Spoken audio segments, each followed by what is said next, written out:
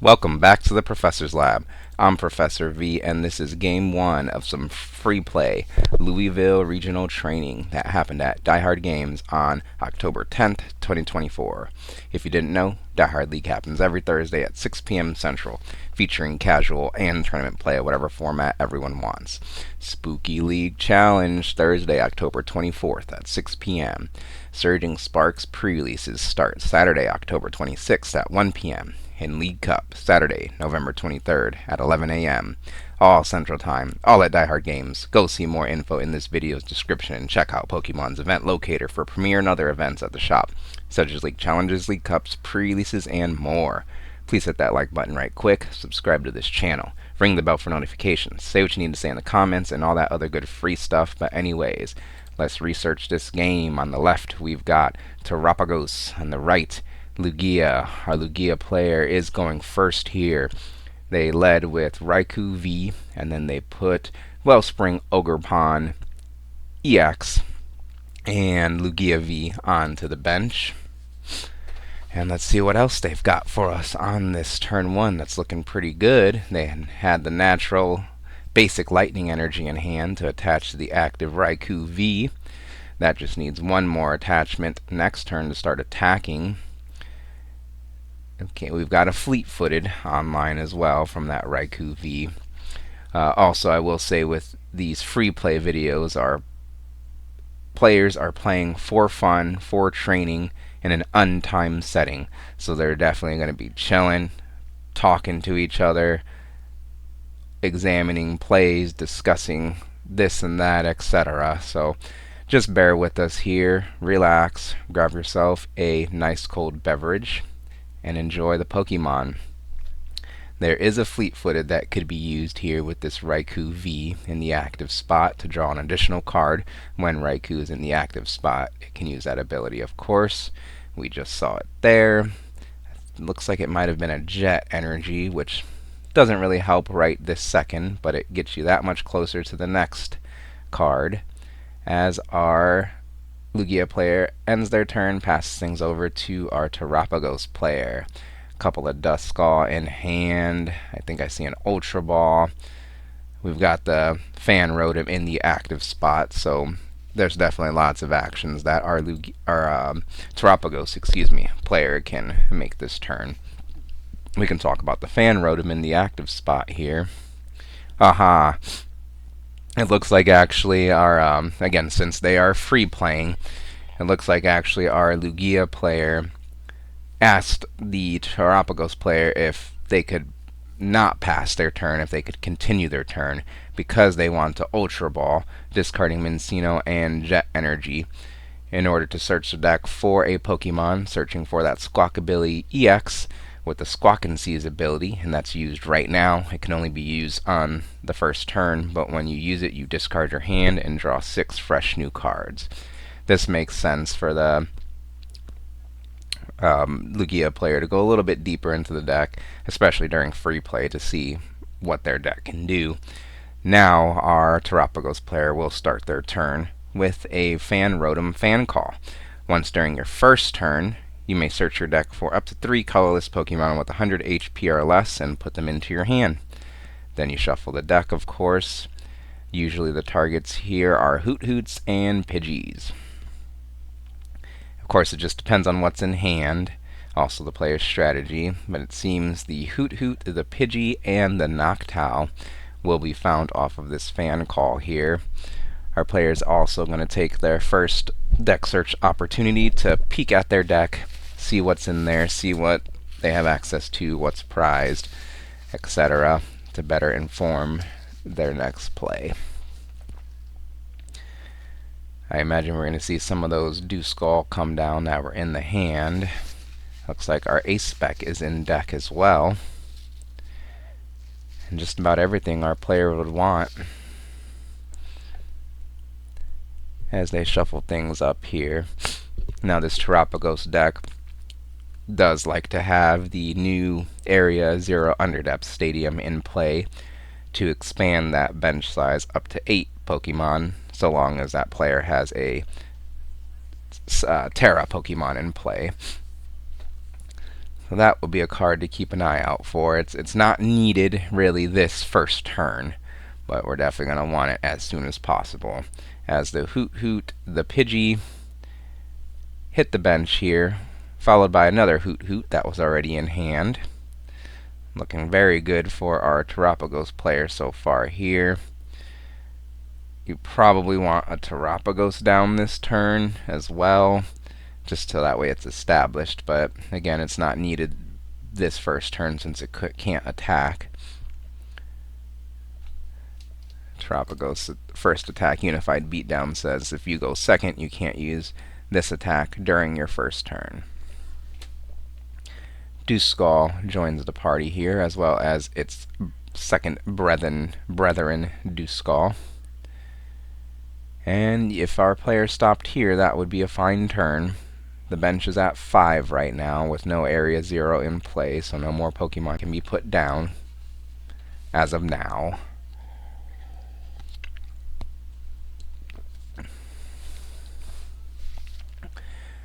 I don't really see any other cards that the player would want to play this turn either, so they're going to pass things back over to our Lugia player.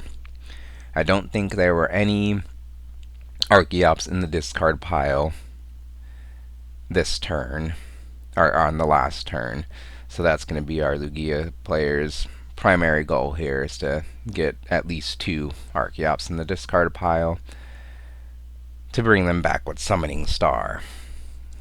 They are debating on attaching the gift energy to the active, but yep, before we do anything, use Fleet-Footed Raikou's in the active spot to draw a card from the top of the deck to better inform your next decision of attaching that gift energy to the Raikou V in the active spot. It can attack now. Its Lightning Rondo attack's fully powered up. It'll definitely knock out the Fan Rotom and just about anything on the opponent's side of the board right now. But let's see if we can better put ourselves in an even better position, or maybe even find a more relevant knockout than the Fan Rotom. Our player is going to decide on playing the supporter Jock. That supporter has you search your deck for up to 2 evolution Pokemon to put in hand. Usually the double Archeops are found here, but can it be comboed with an Ultra Ball? It looks like the 2 Archeops are the target.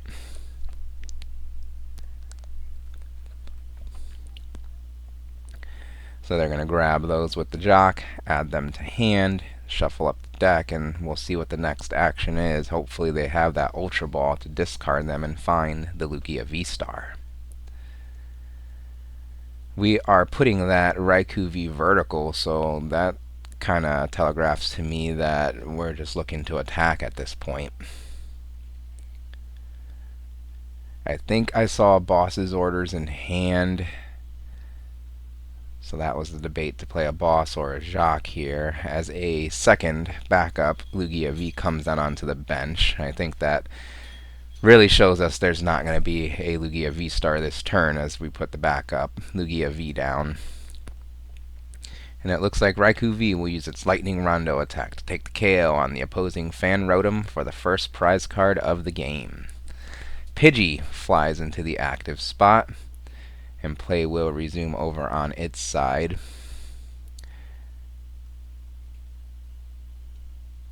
So that was definitely a decision for our Lugia player, which supported to play a Jacques or Boss.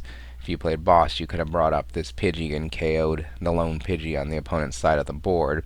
But we'll see how their Jacques strategy pays off for them. I'm glad they remember to take the prize card there, as an Ultra Ball is played now, discarding an Energy Lotto and a Boss's Orders. Ooh, kind of a painful Ultra Ball there, as those are 2 very powerful cards. And looks like they're going to readjust their Ultra Ball here, discarding a rare candy and Boss's Orders in order to search the deck for a Pokemon, basic or evolution. This could find the Terapagos EX, and it does, and that comes down onto the bench. Now the Terra Pokemon is in play, so the Area 0 Underdepths, if it comes down, will be online, expanding the bench size from 5 to 8. We'll see what else our Terapagos player has in store for us.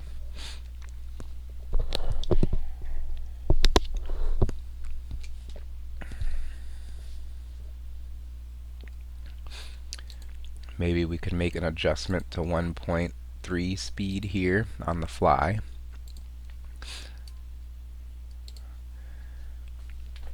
Okay, next is Energy Lotto for our Terapagos player. That item card has them look at the top 7 cards of the deck, and they may put an energy card they find there into their hand, shuffling the rest of the cards back into the deck. A double turbo energy was hit off of this Energy Lotto here. So they can power up the Terapagos EX, and if they're able to fill their bench up, they can take a KO. As Hoot Hoot evolves into Noctowl, activating its Jewel Seeker ability once during your turn when you evolve into Noctowl, and if you have a Terra Pokemon in play, you can search your deck for up to 2 trainer cards and put them into your hand. So that Terapagos is down, so Jewel Seeker is being resolved here. It will find the Area 0 Underdepths and the Rare Candy. Oh, there's another Noctowl in hand too. Rare Candy allows that Pidgey to evolve into Pidgeot EX. Area 0, that Stadium card, is played. So now any player that has a Terra Pokemon in play has a bench size of 8 instead of 5. Another Noctowl evolves. Another Jewel Seeker is used to find a Buddy Buddy Poffin, and I missed that other card. An Iono. Wow. Because that player knows the 2 Archeops are in hand, so they're going to disrupt their opponent's hand, punishing that Jock play. As Buddy Buddy Poffin is played now, in order to search the deck for up to 2 basic Pokemon with 70 HP or less to add to the bench. A couple more Hoot Hoot join the party here. We've got 7 Pokemon on the bench. Is the knockout live currently? Terapagos EX has the Unified Beatdown attack for 2 colorless energy, 30 times the amount, or 30 damage for each of your bench Pokemon, 30 times for each of your bench Pokemon. Iono is played now. That supporter has both players shuffle their hands, put them at the bottom of their deck, and then draw cards from the top equal to their remaining prize cards. So goodbye to those double Archeops in hand. They go to the bottom of the deck, and we see 5 cards on the right, 6 on the left. 7 Pokemon in play, or on the bench, excuse me, for our Terapagos player. So they will Rare Candy, evolving that Duskull into the Dusknoir. There's damage modification if needed, so I'm sure we're going to see a KO this turn. The double Lugia is nice, so that makes our Terapagos player want to chase those less. So they will just play an Ultra Ball, discarding a Switch and an Area 0. Very aggressive plays here. They're going to go for it. Yep, Ultra Ball, searching the deck for another Pokemon. Debating that Pheasantipity. Quick Search is still can be used here on the Pidgeot EX.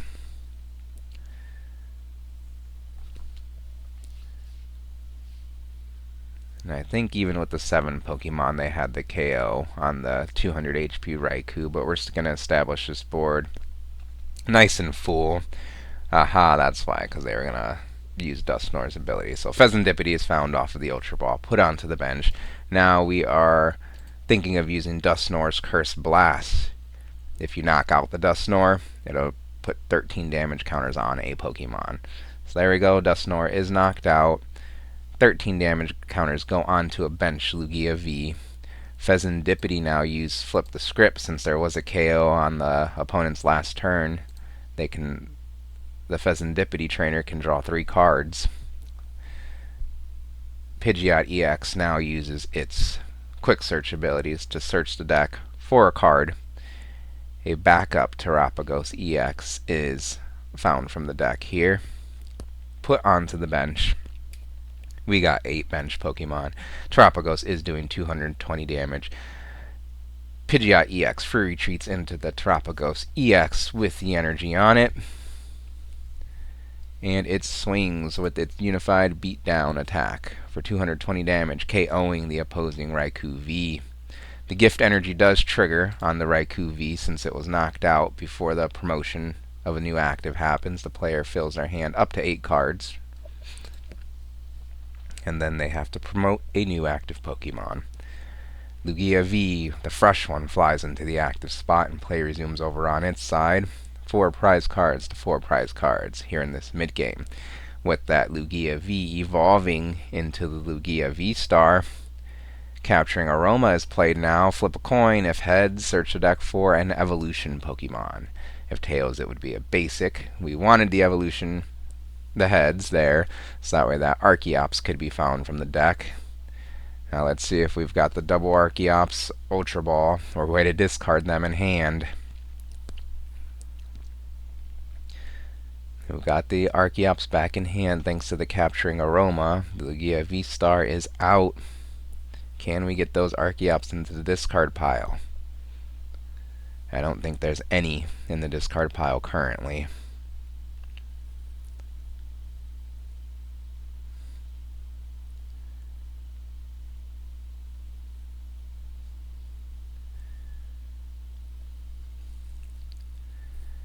Okay, Jet Energy gets attached to the Wellspring Mass Ogerpon EX. That'll bring it into the active spot. How much HP does that thing have? 210, so it's not surviving a Terapagos attack.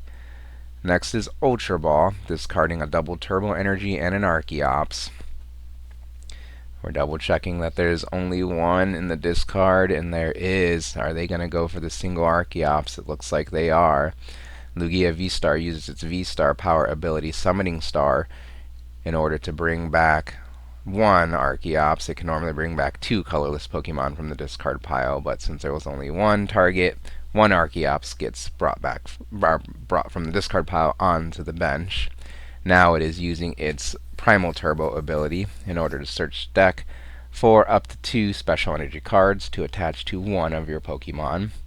The Legacy Energy and the Gift Energy are going to be searched out of the deck. And I think we're going to see a Wellspring Ogerpon attack here. It has the Torrential Pump attack, 100 damage, and then you may shuffle 3 energy attached to this Pokemon into your deck. If you do, it does 120 damage to one of your opponent's bench Pokemon as well. So those energy get accelerated onto the active Wellspring Mask Ogerpon. Boss's Orders now brings up the Duskull from the bench into the active spot. And it looks like we're seeing a Torrential Pump, 100 damage to knock out the Duskull in the active, and shuffle the energy back in order to do 100 damage to a bench Hoot Hoot. Take 2 more prize cards and things will resume over on our Terapagos side. They should be able to KO the opposing active as a double Turbo Energy is attached to the bench. To another bench Terapagos, we got 2 fully powered Terapagos on the bench, but we need to see the full 8 Pokemon on the bench in order to take the KO on the opposing active.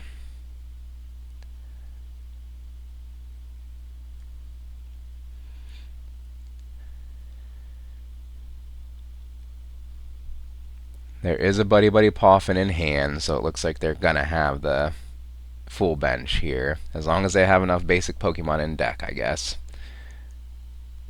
70 HP or less basics, and it doesn't look like that's the case, actually, as this Buddy Buddy Poffin is failed here.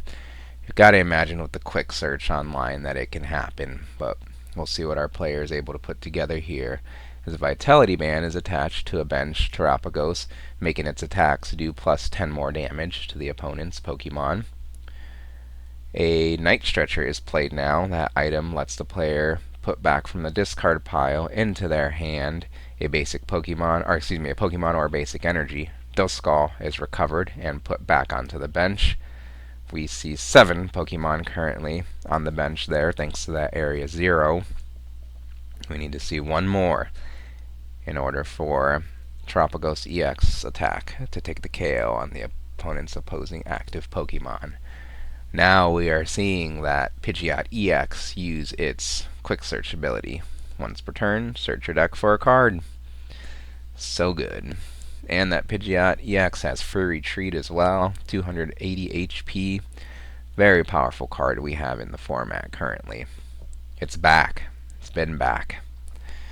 As that card is plucked out of the deck, and it looks like it was a counter catcher, excuse me. Or maybe it was an Iono. It must be an Iono, right? That was found off a quick search. As the Iono is played now, having both players shuffle their hands, put them at the bottom of their deck, and then draw cards from the top equal to their remaining prize cards. The Terapagos player will get 4 in this case, while the Lugia player only gets 2. Pidgeot free retreats into the vital Terapagos EX. We need one more bench Pokemon, so that Nest Ball is played now. That lets the player search their deck for a basic Pokemon to put onto the bench. And it looks like the last Pokemon in there is that Blood Moon Ursaluna EX. That joins the party, bringing the bench size up to 8, making Terapagos EX Unified Beatdown do 220 damage, plus Vitality Band 230 damage. Key numbers to be hitting here in the Pokemon Trading Card Game Standard Format 2024. Double Turbo Energy in hand too, as the Terapagos EX takes the KO on the opposing Wellspring Mass Ogerpon EX for 2 more prize cards. 2 prize cards versus 2 prize cards here. Aha, it looks like what was done right there? Why did we draw? Oh, Pheasantipity. I think it was, yeah. Pheasantipity EX used its Flip the Script ability to draw 3 cards. None of those were playable, so now we do the Unified Beatdown. No energy on that Wellspring Mass Ogerpon as Archeops flies into the active spot. And play will resume over on its side. Can the Lugia player take 2 prize cards here? I think we just need Boss's Orders energy to do so. No. Nope. Yeah, I don't think there's a way with the single Archeops in play that the Lugia player can take 2 prize cards here.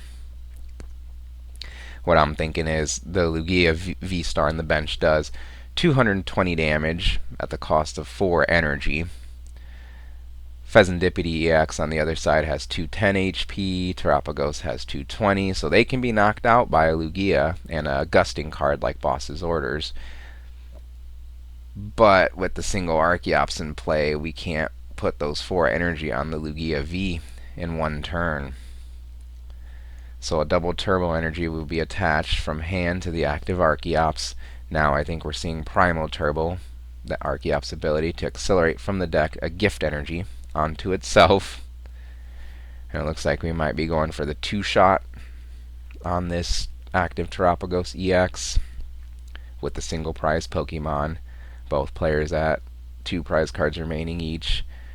And Archeops uses its Speedwing attack for 100 damage thanks to the double Turbo Energy, setting up the Terapagos EX across from it for a 2-shot.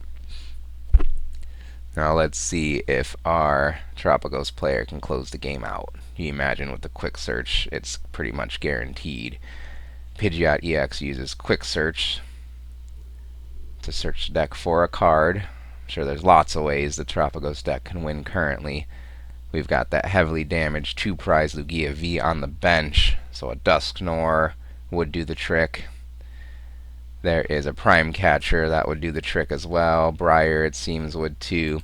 So we'll just say, for the sake of video, the Lugia player used a Prime Catcher to bring up that Lugia V from the bench into the active spot. The Pidgeot EX moves into the active spot on the other side thanks to the Prime Catcher's effect. It free retreats back into the Terapagos, and Terapagos is able to clean up the KO on the Lugia V for the last 2 prize cards of the game. What do you guys think of this video and the commentary? Please leave feedback in the comments. Like this video, subscribe to this channel. Thanks for watching, and I'll see you next time in the Professor's Lab.